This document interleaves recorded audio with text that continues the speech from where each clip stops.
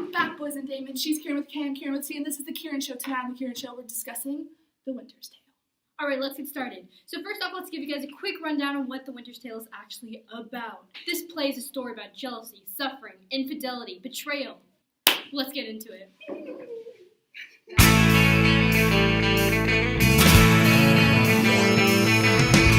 No one told you life was gonna be this way. Your job's a joke, you broke, your love life's the old way.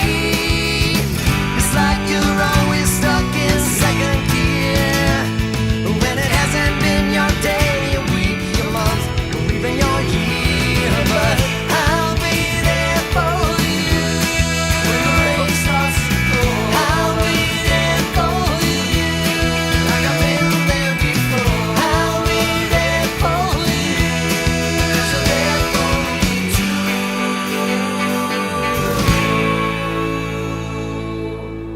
Let's go. So first we have Leontes, right? He's the king of Sicilia, and his life is great. He's living up with his best friend, Paulines, and his wife, Hermione. Not to be confused with Hermione Granger. Huzzah. But this dude gets paranoid, and we'll get into that later. Don't worry. But all you need to know is he's a super jealous guy. So now let's get into Paulines. He's the king of Bohemia, and he's been on leave to Sicilia visiting his BFF, Leontes. And jealous Leontes barely lets him escape with his life. Again, just wait. So now Hermione, right? Hermione is the virtuous wife of Leontes, super holy, super good, but then she's wrongfully convicted of working the corner with her special customer, Leontes. Dirty, bad, didn't happen. So now Perdita, she's the daughter of Hermione and Leontes, and she's abandoned in the wilderness. This isn't the Hunger Games. And she's taken in by the shepherding family, so she's ultimately saved. Now let's go to talk about Florizel. He's the rebellious lad running off with Perdita into the sunset and all that jazz. So Antigonus, 3 things you gotta know. Bears, beets, Battlestar Galactica. Okay, just kidding, just one. Bears and abandonment. So on to Paulina. She's the homie of Hermione and the only one that has her back, basically, when her husband starts calling her a cheater. Kieran with K, Kieran with C? the summary. Okay, so basically, Leontes is hanging out with his buddy Paulines when all of a sudden he gets all whacked out and starts thinking his best friend is sleeping with his wife. So then he is convinced that the baby his wife is carrying isn't actually his. It's his best friend. So then this wife of Leontes orders his royal retainer to kill Paulines. This guy, Camillo, is not a buddy to Leontes because he just helps everyone escape who they gotta escape. Kind of like the witness protection program, right, Kieran with the K? Super right. So now Leontes is really mad, and he accuses his wife of being a hoe in public.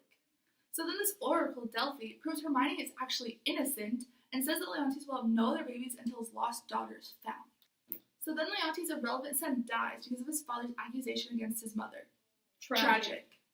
He's just another victim of Leontes' anger. So Hermione is super sad, and her homegirl Paulina is just trying to make her feel better. Then Hermione drops dead. Double tragic. So picture this, a crying baby in the woods. Because of his sins, Antigonus meets an interesting death. A random bear just mauls him and chases him off the stage. How did they do that in Shakespeare's time? Antigonus looks like this. Wild. Bear down, am I right? So thank God a shepherd finds the baby girl Perdita, and she's raised by them. 16 years pass, and Perdita is all grown, and she falls in love with Prince Florizel, the Prince of Bohemia.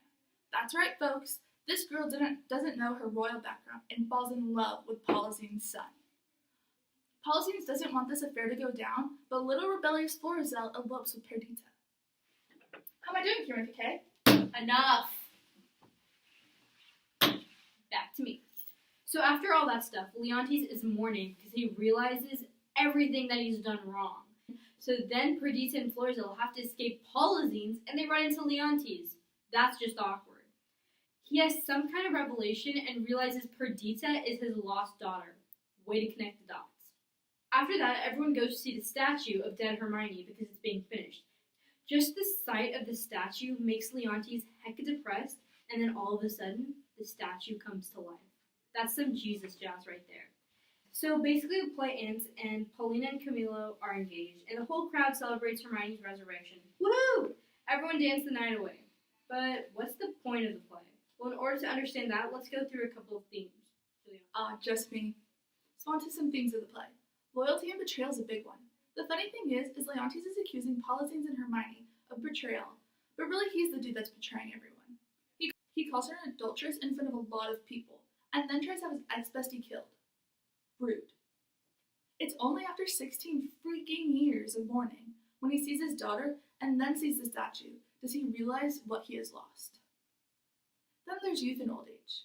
We see two men, Polizines and Leontes, fighting it out over the truth, eventually going from childhood besties to not talking for 16 years. On the other hand, we have Florizel and Perdita, the children of the warring parents, who fall madly in love with each other. Elders are usually more revered for being able to cope with situations and being civil, yet here are the children of the play, the ones being able to reconnect the family. Don't underestimate us. This play is 2 parts tragedy, 1 part comedy. But what's the meaning of the work as a whole? Glad you've asked. Assumptions are bad, don't call anyone a hoe, and value everything you have while you have it.